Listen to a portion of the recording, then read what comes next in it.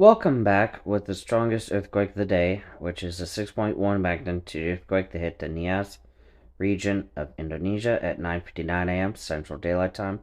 There's a coordinates depth of 52.8 miles. So, tapping on this for more details, 72 kilometers southwest of Padang Sidempuan, Indonesia. There's a coordinates 89 and 84.5 kilometers of depth. So, yeah. Anyways, 18 reports made so far.